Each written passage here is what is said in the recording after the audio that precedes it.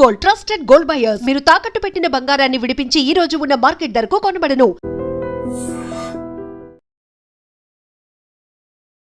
ప్రపంచ పటంలో పాకిస్తాన్. నమస్తే, నేను Kavitha. Welcome to iDream news and నిజాలు. ప్రపంచ పటంలో పాకిస్తాన్ ఉండాలా లేదా నిర్ణయించుకోవాల్సింది ఆ దేశమే. కొంచెం తోక జాడించినా సరే ప్రపంచ పటంలో లేకుండా చేస్తాం. ఆపరేషన్ సింధూర్ 2.0 ఏ క్షణమైనా జరగొచ్చు. ఆర్మీ చీఫ్, నేవీ చీఫ్, దీంతో పాటుగా రక్షణ శాఖ మంత్రి రాజ్నాథ్ సింగ్ చేసినటువంటి వ్యాఖ్యలు ఇవి. యాక్చువల్ గా ఆపరేషన్ సింధూర్ 2.0 ఎప్పుడు జరగబోతోంది, something big is going to happen అనేటువంటి మాట ఎందుకు వినిపిస్తోంది? మనతో పాటుగా ఉన్నారు సీనియర్ జర్నలిస్ట్ సురేష్ కొచ్చాతిల్ గారు. సార్ నమస్తే. పెద్ద చర్చ జరుగుతోంది సార్. ఆపరేషన్ సింధూర్ అయిపోయింది, ఇప్పుడు సింధూర్ 2.0 జరగబోతోంది. ఏ క్షణమైనా గెట్ రెడీ, బీ అలర్ట్ అనే మాటల్ని ఆర్మీ, నేవీ చీఫ్లు చెప్తున్నారు, ఎయిర్ ఫోర్స్ చీఫ్ కూడా అదే మాట చెప్తున్నారు. ఎందుకు సార్ ఇంత సడన్ గా ఎందుకని ఆ వాదన వస్తోంది, మాట వినిపిస్తోంది? యాక్చువల్లీ జరుగుతుందని వాళ్ళు చెప్పలేదు. జరిగింది ఏంటంటే, Upendra Dwivedi general army chief ఇంకా ఎయిర్ ఫోర్స్ చీఫ్ ఇద్దరు మాట్లాడినప్పుడు ఏం చెప్పారంటే, స్పెసిఫిక్లీ ప్లాన్ 2047 అన్న ఒక ప్లాన్ డెవలప్ చేశారు. దాంట్లో భాగంగానే ఏం జరగబోతుంది, ఎప్పుడు ఏం జరగబోతుంది అనేది చాలా క్లియర్గా డిఫైన్ చేశారు. ఈ జరిగిన ఆపరేషన్ సింధూర్లు కూడా ఆర్మీ చీఫ్ కానీ ఎయిర్ ఫోర్స్ చీఫ్ ఏం చెప్పారంటే, ఒక ఓపెన్ ఎండెడ్ ఆబ్జెక్టివ్ కాకుండా క్లోజ్డ్ ఎండ్ ఆబ్జెక్టివ్ పెట్టారు. అంటే యుద్ధం ఎప్పుడు మొదలు పెడతాము, యుద్ధం ఏ ఆబ్జెక్టివ్ చేరుకున్నప్పుడు బంద్ చేయాలనేది. ఇప్పుడు రష్యన్ యుక్రెయిన్ వార్ చూస్తున్నాం. రష్యా యుక్రెయిన్ వార్లో ఎండింగ్ లేదు, ఎవరికి తెలియదు ఎప్పుడు ఆగుతుందని. ఈవెన్ ఇజ్రాయెల్ గాజా జరుగుతున్న యుద్ధాలు కూడా టెక్నికల్ యుద్ధం అని చెప్పలేను, ఎందుకంటే ఒక సైడ్ టెర్రరిస్ట్ ఉన్నారు, ఇంకో సైడ్ ఒక ఆర్మీ, రెగ్యులర్ ఇజ్రాయలీ ఆర్మీ. కానీ మన రష్యా యుక్రెయిన్ అట్లా కాదు, ఇద్దరు మ్యాచింగ్ అవుతున్నారు. వాళ్ళ గవర్నమెంట్స్ ఉన్నాయి, రెండు దేశాలు ఉన్నాయి. అక్కడ చూడండి, ఇప్పుడు దాకా దాన్ని ఆపలేకపోయారు, ఎందుకంటే ఎండ్ ఆబ్జెక్టివ్ లేదు. ఏంటి, ఎందుకు మొదలైంది రష్యా యుక్రెయిన్ వార్ అంటే, యుక్రెయిన్ నేటోని తీసుకొచ్చి రష్యా పక్కన పెడదాం అనుకున్నారు. అంటే నేటో ఫోర్సెస్ని, నేటోలో చేరిపోతే మాకు కూడా ప్రొటెక్షన్ ఉంటుందని యుక్రెయిన్ అనుకున్నారు. యుక్రెయిన్ ఎప్పుడు రష్యా నుంచి విడిపోయిందో ఆ టైంలో ఏం జరిగిందంటే, వీళ్ళు చెప్పిన మాట ప్రకారం they should be nothing done అని చెప్పారు. ఆ టైంలో ఏ క్షణమైనా ఏ అటాక్ జరిగినా కానీ ప్రొటెక్షన్ ఉంటుందని చెప్పారు అన్నమాట. కానీ అది కాదు ఇప్పుడు జరిగింది ఏంటంటే, రష్యా యుక్రెయిన్ వార్లో రష్యన్ టెరిటరీ, యుక్రెయిన్ దగ్గర ఉన్న రష్యన్ స్పీకింగ్ పాపులేషన్ అని చెప్పారన్నమాట. రష్యన్ స్పీకింగ్ పాపులేషన్లోనే ఇదంతా జరిగింది. రష్యన్ స్పీకింగ్ పాపులేషన్ని అక్కడ వెళ్ళి వాళ్ళు ఆక్రమించుకున్నారు. ఎందుకంటే మా వైపు వాళ్ళు ఉన్నారు, వాళ్ళ పాపులేషన్ మనం తీసుకోవాలని చెప్పి చేసిన పని. కానీ ఇప్పుడు జరిగింది ఏంటి, ఫైనలీ అక్కడ యుద్ధం ఆగట్లేదు. నేటోని కలిసారా, నేటోలో చేరారా, లేదు యుక్రెయిన్. అదే టైంలో రష్యన్ స్పీకింగ్ పాపులేషన్ ఉన్న టెరిటరీస్, అది కంప్లీట్ బెలారూస్ నుంచి ఇటువైపు కంప్లీట్ రష్యా వైపు ఉన్న టెరిటరీస్ అన్ని రష్యా తీసుకున్నారు. బఫర్ జోన్ లాగా ఓపెన్ ఎండెడ్గా ఉండిపోయింది. రష్యా అంటున్నారు ఇంకా మేము ముందుకెళ్తాము, ఏ రోజు యుక్రెయిన్ వాళ్ళ డిమాండ్ తగ్గించి వాళ్ళు మా నెగోషియేటింగ్ టేబుల్కి వస్తారో మేము మాట్లాడుతూ ఏ టెరిటరీ మా దగ్గర ఉందో మేము ఆ టెరిటరీ మేము ఉంచుకుంటామన్నాం. ప్రెసిడెంట్ ట్రంప్ ట్రై చేశారు, ప్రైమ్ మినిస్టర్ మోదీ గారు మాట్లాడారు, చాలామంది ట్రై చేశారు, కానీ ఆ వార్ ఆగట్లేదు. కానీ మన ఆపరేషన్ సింధూర్ చూడండి, ఒక ఆబ్జెక్టివ్ ఏంటంటే, we will hit that terrorist camps. 21 terrorist camp identify చేస్తారు, 9 కొట్టాం. ఆబ్జెక్టివ్ అయిపోయింది. మేము అనుకున్నాం అయిపోతుంది, ఇంకా ముందుకు వెళ్ళదు అనుకున్నాం. దానికోసం army joint briefing, army and air force బ్రీఫింగ్లో కూడా with the ministry of external affairs చాలా క్లియర్గా చెప్పారు, మా ఆబ్జెక్టివ్స్ అయిపోయింది, మేము ఇంకా ఏం చేయట్లేదు, కానీ మీరు మళ్ళీ మమ్మల్ని వచ్చి కొడితే మేము మళ్ళీ రియాక్ట్ అవుతాం. అది జరిగింది. మళ్ళీ పాకిస్తాన్ మన వైపు వచ్చి ట్రై చేశారు, మనం మళ్ళీ రిటర్న్ కొట్టాము. ఓపెన్ ఎండెడ్ ఉండే, అది కాదు క్లోజ్డ్ ఎండ్ ఉండే. ఆబ్జెక్టివ్ ఏంటి, పాకిస్తాన్ మిలిటరీ ఇన్ఫ్రాస్ట్రక్చర్ని కొట్టాలని నెక్స్ట్ స్టెప్ ఉండే, అది కొట్టారు. ప్రెసిజన్ స్ట్రైక్ అని అనుకున్నారు, precision strike, and it was objective very clear, ఇది కొట్టాల్సింది, ఇది కొట్టేసిన తర్వాత మీరేం చేయకండి. ఇమ్మీడియట్గా మన కైరానా హిల్స్ కానివ్వండి, జకోబాబాద్ కానీ, వాళ్ళ సర్గోడా ఎయిర్ ఫోర్స్ బేస్ కొట్టినప్పుడు వాళ్ళు ఆటోమేటిక్లీ ఒక సరెండర్ ప్లాన్ మీద వచ్చేసారు. వాళ్ళు వీ వాంట్ సీజ్ ఫైర్ అన్నారు, టికెట్ అని చెప్పాం మనం. డీజీఎంఓ మాట్లాడుకున్నారు. దాని తర్వాత ట్రంప్ వచ్చి నేనే చేశాను చెప్పి, ట్రంప్ అసలు రోల్ లేకుండే, వాళ్ళ మినిస్ట్రీ, ట్రంప్ వాళ్ళ టీం మాట్లాడారు. అసీం మునీర్తో కానీ, ఇక్కడ ప్రైమ్ మినిస్టర్ మోదీతో మాట్లాడారు, అక్కడ అలా సివిలియన్ అడ్మినిస్ట్రేషన్తో మాట్లాడారు. సో మనది క్లోజ్ ఎండెడ్ కాన్ఫ్లిక్ట్ ఉండేది. అయిపోగానే మనం అనౌన్స్ చేస్తాం, okay we have nothing to do more, మా ఆబ్జెక్టివ్ రియలైజ్ అయిపోయింది, మాకేం కావాలో మేము కొట్టేసాం. ఫ్యూచర్ కాన్ఫ్లిక్ట్స్ ఏమి ఉండబోతుంది, దట్ ఈస్ వెరీ ఇంపార్టెంట్. అక్కడే వస్తుంది ప్లాన్ అంతా. ఇప్పుడు సర్ క్రీక్ కి సంబంధించి వాళ్ళు తీసుకున్నటువంటి ఒక చర్యలు, అక్కడ వైమానిక స్థావరాలను కావచ్చు, లేకుంటే వాళ్ళ రక్షణ స్థావరాలను ఏర్పాటు చేస్తున్నారు, అందువల్లే అలర్ట్ గా ఉండాల్సిన అవసరం ఉంది అనేది ఒక మాట రాజ్నాథ్ సింగ్ చెప్తున్నారు. మీరు కరాచీ పోర్టుకు వెళ్ళాలి అనుకుంటే సర్ క్రీక్ గుండానే వెళ్ళాలి, అది మాత్రం మర్చిపోకండి, మేము అక్కడ ఉన్నాము, కాచుకొని కూర్చున్నాము, ఏ క్షణమైనా మేము అటాక్ చేయొచ్చు మీరు కనుక ప్రొసీడ్ అవుతే. సర్ క్రీక్ అనేది ఒక పాత ఇష్యూ ఉండే, అన్రిజాల్వ్డ్ ఇష్యూ ఒకటి. ఏదో మన అరుణాచల్ వైపు ప్రదేశ్ కానీ, అరుణాచల్ ఉన్నా కానీ, ఎటువైపు జమ్మూ కాశ్మీర్లో ఉన్న అన్రిజాల్వ్డ్ ఇష్యూలో సర్ క్రీక్ కూడా ఒక ఇష్యూ. అది చాలా పాత ఇష్యూ. దాంట్లో నెగోసియేషన్ జరిగింది ఇండియా పాకిస్తాన్కి, థర్డ్ పార్టీ మీడియేషన్ కూడా చేశారు.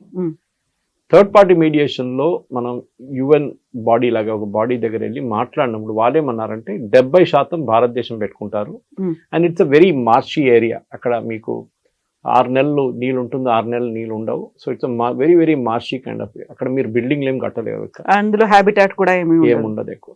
మీరు రాన్ ఆఫ్ కచ్ చూస్తే అటువైపు ఒక వైప్ ఆఫ్ ఏం చెప్తారు జాగ్రఫీ ఉంటుంది, ఇటువైపు ఇంకో టైప్ ఆఫ్ జాగ్రఫీ ఉంటుంది అన్నమాట.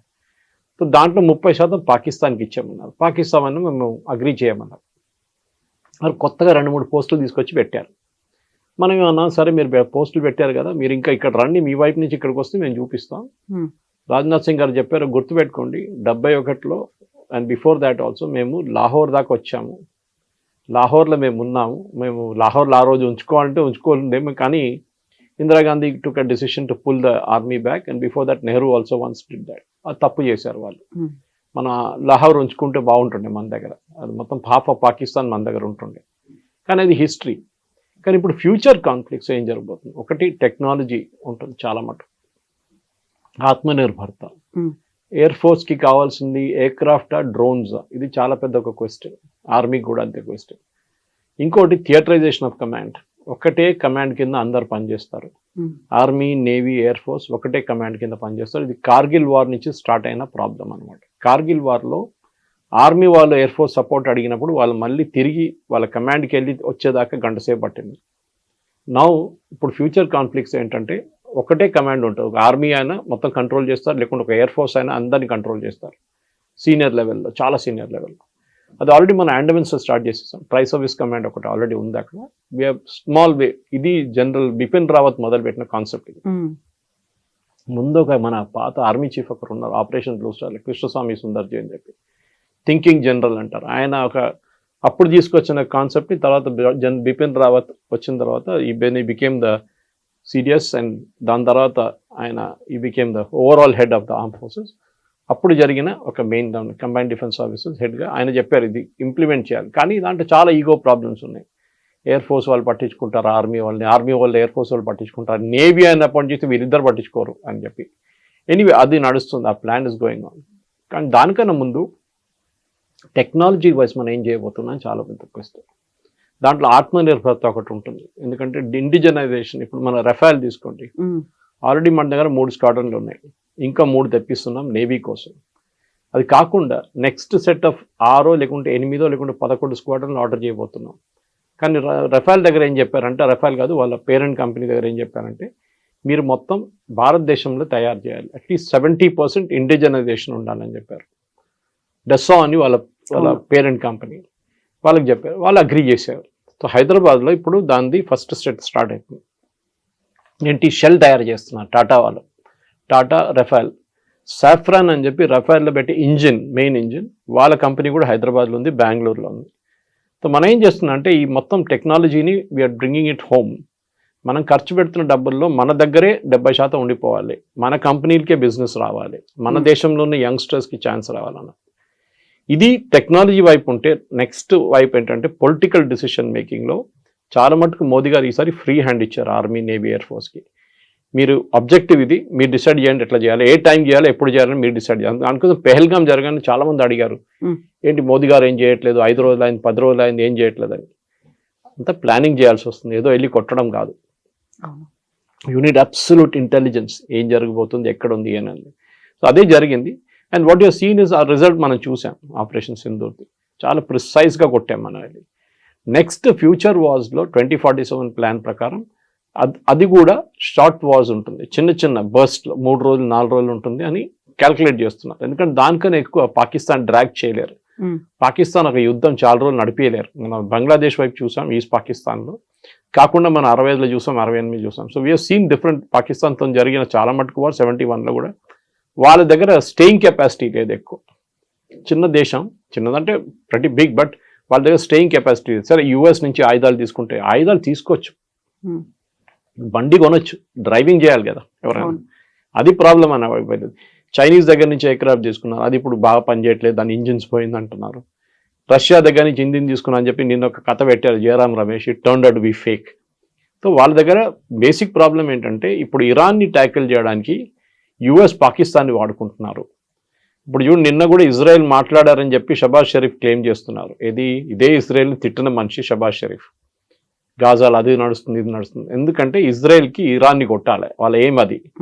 లాస్ట్ రెజీమ్ ఒకటి ఉండిపోయింది, అదొకటే. Saddam Hussein is not there, Gaddafi is not there, Hafiz al Saeed is not there.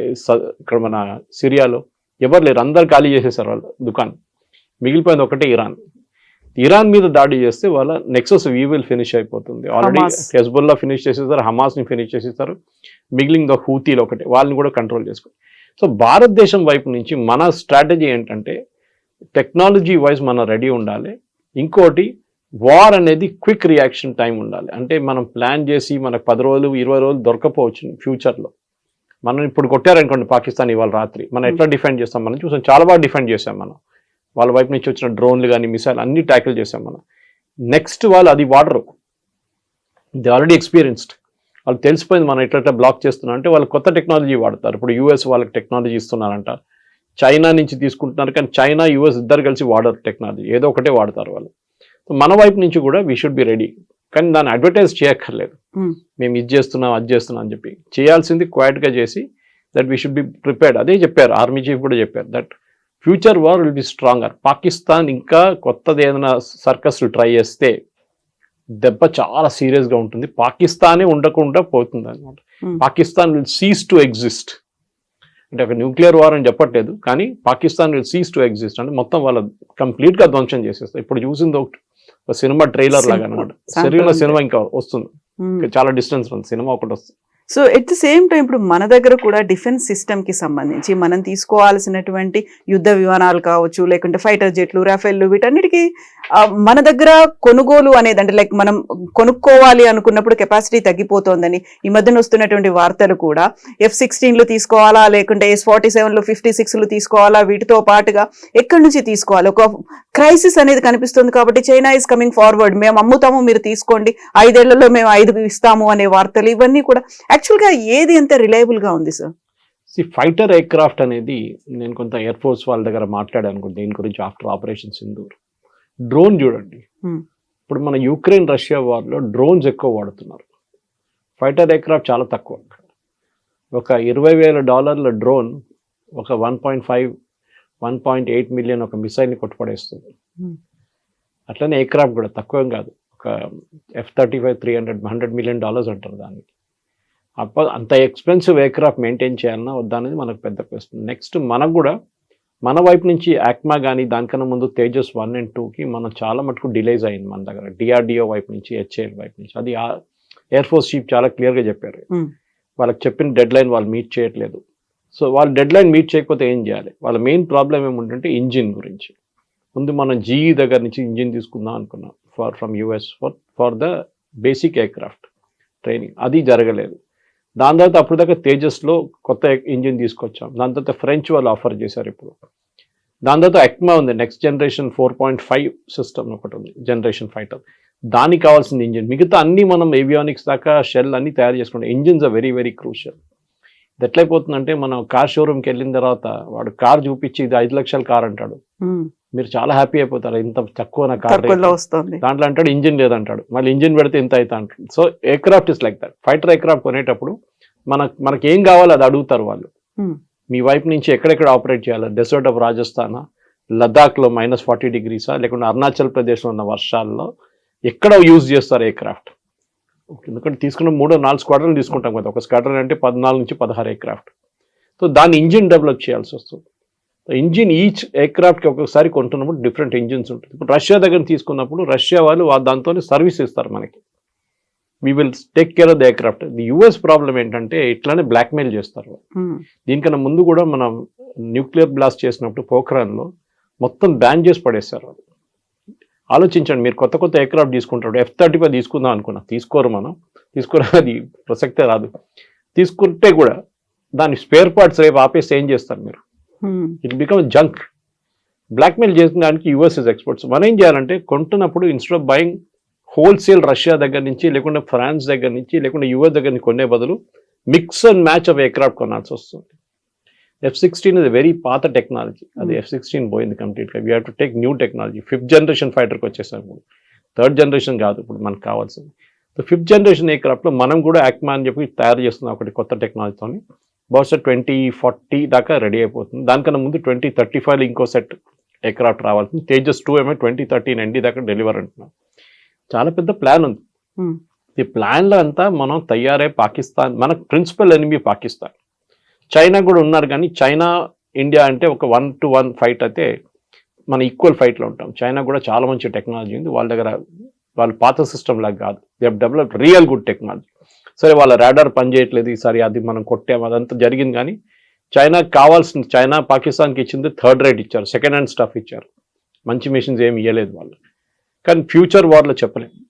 Tibet వైపు నుంచి కానీ అరుణాచల్ వైపు నుంచి చైనా డైరెక్ట్ మన మీద యుద్ధం చేయరు. ఎందుకంటే వాళ్ళకి తెలుసు మనం చైనా భారతదేశ యుద్ధం వచ్చేస్తే అప్పుడు యుఎస్ ఇన్వాల్వ్ అయిపోతారు, భారతదేశం వైపు వచ్చేస్తారు యుఎస్. సో చైనాకి చాలా క్లియర్గా తెలుసు అనమాట. దానికోసం వాళ్ళు ఇప్పుడు ఏం చేయట్లేదు. ఇప్పుడు చూడండి, పాకిస్తాన్లో యుఎస్ వచ్చి పాకిస్తాన్తో ఒక అగ్రిమెంట్ చేసుకుంటే చైనా విత్డ్రా చేసుకుంటే పోతున్నారు అక్కడి నుంచి. So belt and road initiative కానివ్వండి, మిగతా ఇనిషియేటివ్స్లో వాళ్ళు విత్డ్రా చేస్తున్నారు. ఇప్పుడు వాళ్ళు ఏదో ప్రామిస్ చేశారు అదంతా విత్డ్రా చేస్తున్నారు ఫండింగ్ అని. సో చైనా కాదు మనం main enemy Pakistan. So western ఫ్రంట్లో పాకిస్తాన్ ఉన్నప్పుడు మనకు పెద్ద వరి ఏంటంటే, ఒక అటువైపు బంగ్లాదేశ్ కూడా ఇప్పుడు ఒక 3 ఫ్రంట్ వార్లో తయారైంది. ముందు బిపిన్ రావత్ గారు 2.5 ఫ్రంట్ వార్ అన్నారు. Pakistan, China and urban naxals. అది అర్బన్ నెక్సల్స్ని ఇప్పుడు మొత్తం ఆల్మోస్ట్ ఫినిష్ చేసేసాం. ఇప్పుడు మన దగ్గర ఉన్నది పాకిస్తాన్, చైనా, బంగ్లాదేశ్. ఈ Bangladesh is a big worry, because Pakistan వాళ్ళ ఎయిర్క్రాఫ్ట్ తీసుకొచ్చి అక్కడ పెట్టి రేపు అక్కడున్న బేస్ నుంచి వాడుకుంటే then it becomes a problem. Hashimara కానీ మిగతా ఎయిర్ ఫోర్స్ బాగ్డోగ్రా కొట్టాలంటే they have to hit from Bangladesh ఉంది.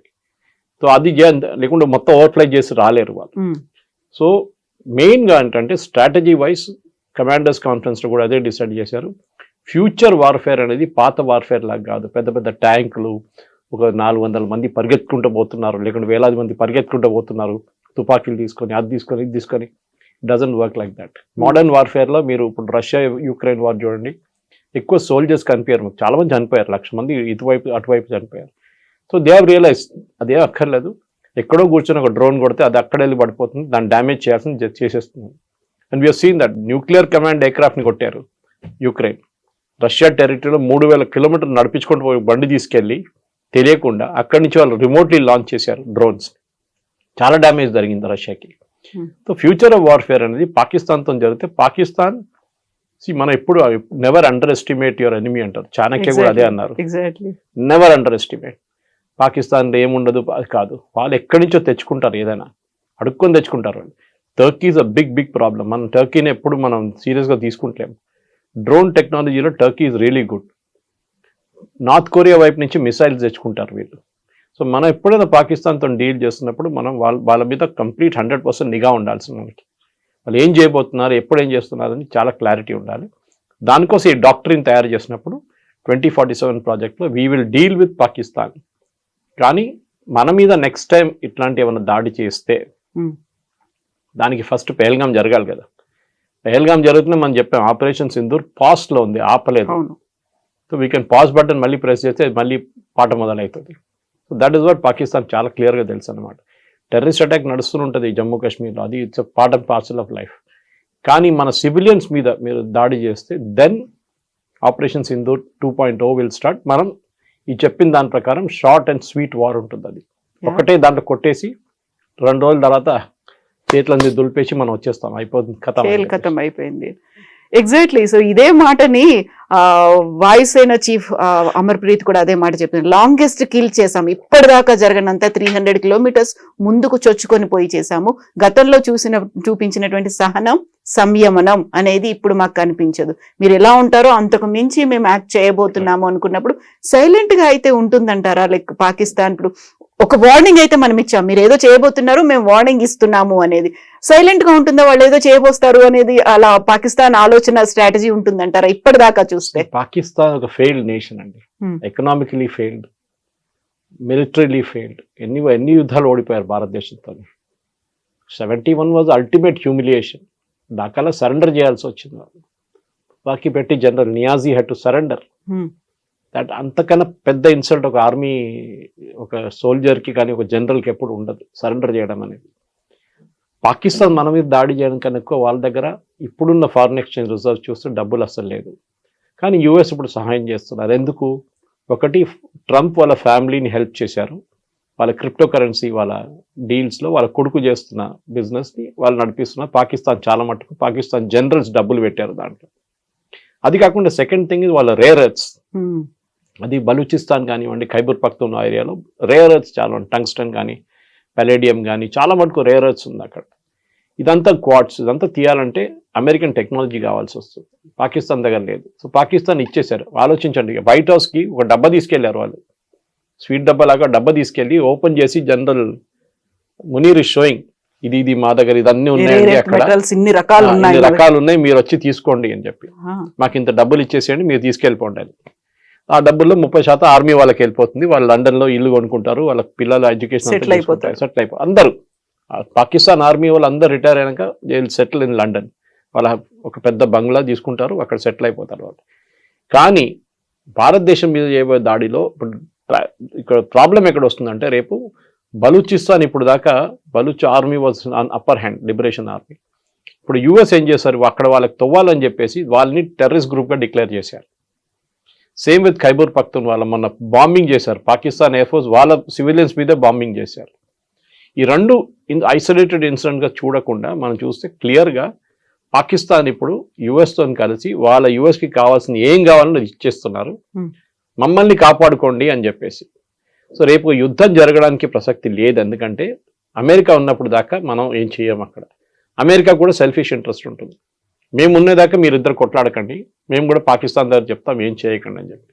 కానీ మన పికింగ్ పాయింట్ ఎక్కడ వస్తుందంటే, మన దగ్గర ఈ టెర్రర్ గ్రూప్స్ పంపిస్తూనే ఉన్నారు. ఒక ఫ్యాక్టరీ ఉంది అక్కడ, అది లష్కర్ తోయిబా కానివ్వండి, మన మిగతా టెర్రర్ గ్రూప్స్ అక్కడ ఏదైనా కానివ్వండి, వీళ్ళందరూ తయారు చేసి పంపిస్తున్నారు టెర్రర్ గ్రూప్స్ని ఇక్కడ. జైషే మహమ్మద్ వీళ్ళందరూ, హిజ్బుల్ ముజాహిదీన్. సో వీళ్ళని ఆపడానికి మనం స్ట్రాటజీ ఒకటి పెట్టుకోవాలి చాలా clear. Next attack Sindoor will start again. America అక్కడ ఉన్నారో లేదో మాకు తెలియదు. So America selfish interest, Pakistan చూసుకోండి, టెర్రర్ గ్రూప్స్ని మా వైపు పంపించకూడదు.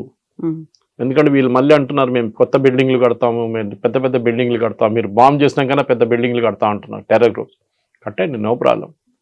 దాన్ని కొట్టడానికి కూడా ఎక్కువ టైం తీసుకోదు. ఇక్కడి నుంచి బ్రహ్మోస్ పంపిస్తే అయిపోతుంది. ఎందుకంటే లాస్ట్ టైం మీకు గుర్తుంటుంది Kavitha garu, we had to enter Pakistan, బాలాకోట్లో. పాకిస్తాన్లో మన ఎయిర్క్రాఫ్ట్ ఎంటర్ చేయాల్సి వచ్చింది. అక్కడే అభినందన్ ప్రాబ్లం జరిగింది, సర్జికల్ స్ట్రైక్. ఈ టైంలో అది లేదు. None of our aircraft entered Pakistan air space, including Rafale. Rafale shoot and scoot కేపబిలిటీలో 200 నుంచి 300 కిలోమీటర్ దూరం దాకా మిసైల్ కొట్టచ్చు. మన వైపు బార్డర్ దగ్గర వెళ్ళి నిలబడి అక్కడి నుంచి ఫైర్ చేసి వాళ్ళు వెళ్ళిపోయారు వాళ్ళ బేస్కి. Same with BrahMos, same with Agni. మనం ఏదైనా యూస్ చేయాలి. Agni of course intercontinental ballistic missile, మన చైనా దాకా కొట్టచ్చు. కానీ పాకిస్తాన్ వైపు 300 కిలోమీటర్ మన నార్మల్ మిసైల్స్ నడిచిపోతుంది. సో ద ఓవరాల్ సినారియో ఏంటంటే, ఒకటి చాలా సీరియస్గా ఆర్మీని ప్రొఫెషనలైజ్ చేయడం. నేను కొన్ని రోజుల ముందు ఒక హెచ్ఎంఏ సెమినార్లో మాట్లాడాను, హైదరాబాద్ మేనేజ్మెంట్ అసోసియేషన్లో. College of defence management officers వచ్చారు. మన యాప్రాలో ఉన్న పెద్ద కాలేజ్ ఉంది వాళ్ళ ఆర్మీది, ఆర్మ్ ఫోర్సెస్ది. వాళ్ళ కర్నల్ లెవెల్, వాళ్ళ మేజర్ లెవెల్లో army officers, naval and air force officers training ఇస్తారు, షార్ట్ టర్మ్ ట్రైనింగ్ 6 నెలలు 1 సంవత్సరానికి. వాళ్ళు వచ్చినప్పుడు నేను అదే మాట అన్నాను, నేను కూడా మాట్లాడాను 5 నిమిషాలు అక్కడ. నేను అడిగిన ప్రశ్న ఏంటంటే కమ్యూనికేషన్ గురించి, నెరేటివ్ గురించి. మనం యుద్ధం గెలిచాం కానీ నెరేటివ్ ఓడిపోయామా అని చెప్పేసి. పాకిస్తాన్ ఇప్పుడు కూడా చెప్పుకుంటున్నారు మేము 5 కొట్టాము, 7 కొట్టాము, 9 కొట్టాము, 11 కొట్టామని. సరే నాయన ప్రూఫ్ అయితే చూపి అంటే ప్రూఫ్ లేదు, మీ సోషల్ మీడియాలో ఉంది, మీరు చూసుకోండి అంటున్నారు. ఆలోచించండి. సో మన ఆర్మీ దగ్గర ఉన్న అన్నిటికంటే పెద్ద వీక్నెస్ ఇప్పుడు ఏంటంటే కమ్యూనికేషన్ స్కిల్స్. అది మనం పాకిస్తాన్ చూడండి, ఒక రోజులో వాళ్ళు 3 ప్రెస్ కాన్ఫరెన్స్ 4 ప్రెస్ కాన్ఫరెన్స్ చేశారు DGISPR, మనం ఒకటే చేసాం. అది వాళ్ళ సోషల్ మీడియా వాళ్ళు వాడుకున్నారు, చాలా మంచిగా వాడుకున్నారు. మన దగ్గర రియాక్షన్ కొంచెం స్లో ఉండే. మీలాంటి నాలాంటి వాళ్ళు వీళ్ళు ట్వీట్ చేశారు, కానీ ఆర్మీ వైపు నుంచి, ఆర్మీ అంటే ఆర్మ్ ఫోర్సెస్, ఇండియన్ ఆర్మ్ ఫోర్సెస్కి ఒక కొత్త కమ్యూనికేషన్ ప్లాన్ తీసుకురావాల్సి వస్తుంది. ఎందుకంటే ఇప్పుడు నడుస్తున్న వార్ అంతా disinformation campaign. Exactly. Ukraine Russia war చూస్తే, యూరోపియన్ న్యూస్ పేపర్స్ చూస్తే యుక్రెయిన్ గెలిచేసింది, రష్యా అయిపోయింది. ఇప్పుడు రష్యా వైపు నుంచి చూస్తే రష్యా అంటున్నారు, యుక్రెయిన్ ఎక్కడ, యుక్రెయిన్ లేనే లేదు గేమ్లు అంటున్నారు. సో ఈ డిస్ఇన్ఫర్మేషన్ వార్లో మనం అక్కడ కొత్త డాక్టరీని తయారు చేయాల్సి వస్తుంది. బికాజ్ అక్కడే మనం ఓడిపోతున్నాం ఈ డిస్ఇన్ఫర్మేషన్ వార్లో. మనం పాకిస్తాన్ వైపు కొట్టాం. ఇప్పుడు లాస్ట్లో మీరు చెప్పినట్లు ఎయిర్ ఫోర్స్ చీఫ్ చెప్పారు మొన్న, అమర్జిత్ సింగ్, మేము ఇన్ని ఎకరాం కొట్టాం, మేము ఇన్ని లొకేషన్, మనకు తెలుసు, శాటిలైట్ పిక్చర్స్తో సహా మనం చూపించాం. కానీ వాళ్ళ వైపు నుంచి ఉన్న సోషల్ మీడియా కానీ, వాళ్ళ వైపు నుంచి ఉన్న ట్రోల్స్ కానీ మన మీద పడ్డారు వచ్చి, మనం దాన్ని కౌంటర్ చేయలేకపోయాం. లాస్ట్ డే సీనియర్ ఆఫీసర్స్ని తీసుకొచ్చారు, అప్పుడు కొంచెం మారింది అనుకోండి. కానీ అప్పుడు కూడా ఒక యుద్ధం నడుస్తున్నప్పుడు 24 గంటల్లో చాలా జరగవచ్చు, ఏదైనా జరగవచ్చు. So you need to have regular briefings అన్నమాట. ఎవ్రీ 3 hours 4 hours ఒక అప్డేట్ ఇవ్వాల్సి వస్తుంది. మీరు ఫిజికల్ కాన్ఫరెన్స్ పెట్టక్కర్ కానీ అప్డేట్స్ ఇవ్వాల్సి వస్తుంది, అట్లీస్ట్ ట్వీట్ చేయడం. ఇది ప్రాబ్లం ఎక్కడ వస్తుందంటే, ఇది పొలిటికల్ క్లియరెన్స్ కావాల్సి వస్తుంది. మోదీ గారు దగ్గర నుంచి వెళ్ళి అడగడం కాదు, ట్వీట్ చేయడానికి కూడా army has to take command and control structure ఉంటుంది వాళ్ళ దగ్గర. ఆ పైనుంచి కింద దాకా ఇన్ఫర్మేషన్ వచ్చేదాకా మీకు 3 hours 4 hours పడుతుంది. దాంట్లో అప్పుడు దాకా సిచ్యువేషన్ మారిపోతుంది మళ్ళీ. సో ఈ డాక్టరీన్తో సహా బహుశా ఆర్మీ వాళ్ళు, air force and navy would have planned out. కొత్త వార్ వస్తే ఇన్ఫర్మేషన్ వారే యుక్రెయిన్ రష్యా వార్లో అదే నడుస్తుంది. రోజుకి రోజు మేము ఒక యుక్రెయిన్లో ఒక బిల్డింగ్ ని కొట్టాం, అక్కడ 10 మంది చనిపోయారంటే యుక్రెయిన్ అంటే కాదు 100 మంది చనిపోయారంటారు, just to create an impact. గాజాలో జరిగే అదే ప్రాబ్లం అనమాట. So we have to plan not just missiles but also information campaign kuda anamata. Yes sir, thank you so much sir, thank you. And for more videos, please subscribe to iDream. Please subscribe to iDream. Please subscribe iDream. And please subscribe to iDream. For more videos, subscribe to iDream. please like, share and subscribe to the channel. Congratulations, iDream. Subscribe to iDream. Subscribe to iDream. So subscribe to iDream Media. iDream team andarki huge congratulations. Please subscribe iDream Media. Please subscribe to iDream. Subscribe iDream. Please subscribe to iDream. iDream అంటే నా కళల ఛానల్ను subscribe చేసుకున్న నోరు తిరుగుతలేదు, మీరైతే గంట గుర్తు కొట్టండి. For more such videos, please subscribe to iDream. Subscribe to iDream. Please subscribe to iDream. Please subscribe iDream Media. Please do subscribe to iDream. Please subscribe to iDream Media. For best entertainment and information, please subscribe iDream. And don't forget to subscribe to iDream.